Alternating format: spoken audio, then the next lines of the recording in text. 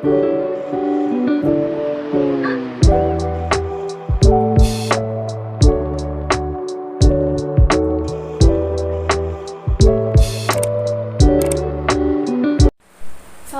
warahmatullahi wabarakatuh. Halo, bertemu lagi dengan saya Dea Putri Selsia, mahasiswi tingkat 3 Prodi Sarjana Terapan Keperawatan dan Profesional Poltekkes Kemenkes Bengkulu. Sebelumnya saya telah menjelaskan cara penilaian APGAR pada lansia, dan pada video kali ini saya akan menjelaskan tentang proses menua. Menua adalah suatu proses menghilangnya secara perlahan kemampuan jaringan untuk memperbaiki diri atau mengganti diri dan mempertahankan struktur dan fungsi secara normal.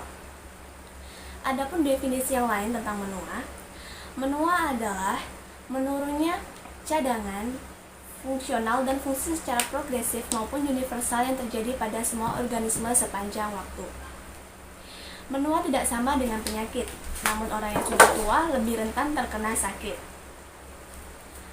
Di negara berkembang seperti Indonesia, dikatakan lanjut usia jika usia kronologis lebih dari 65 tahun. Sedangkan menurut WHO, lanjut usia adalah usia lebih dari 60 tahun. Aspek yang mempengaruhi proses penuaan ada 3.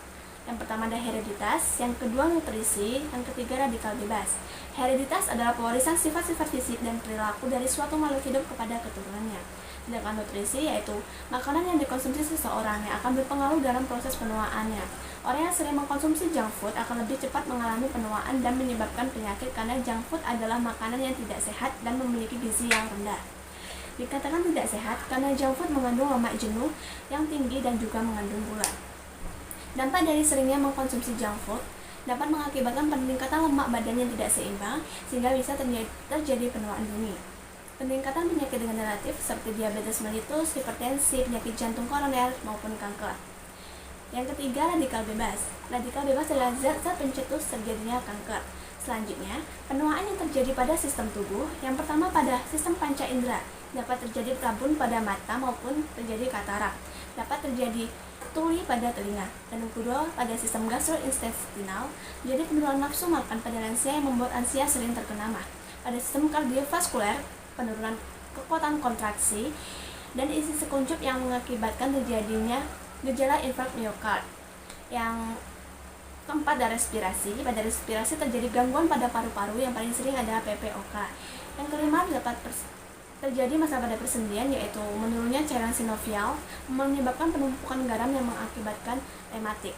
Pada urogenital terjadi penebalan kapsula Bowman dan gangguan permeabilitas terhadap solut yang akan difiltrasi sehingga kebanyakan lansia mengalami gagal ginjal.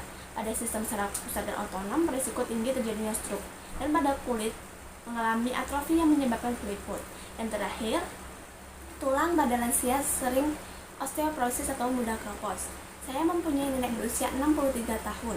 Proses penuaan yang dialami nenek saya pada panca inderanya sudah mengalami rabun sehingga nenek selalu memakai kacamata saat beraktivitas. Pada sistem pencernaan sering tidak nafsu makan sehingga asam lambung sering meningkat. Pada masalah persendian sering merasakan nyeri pada lutut dan tentunya kulit nenek saya sudah keriput. Tua itu pasti, sehat itu pilihan. Sekian dapat saya sampaikan.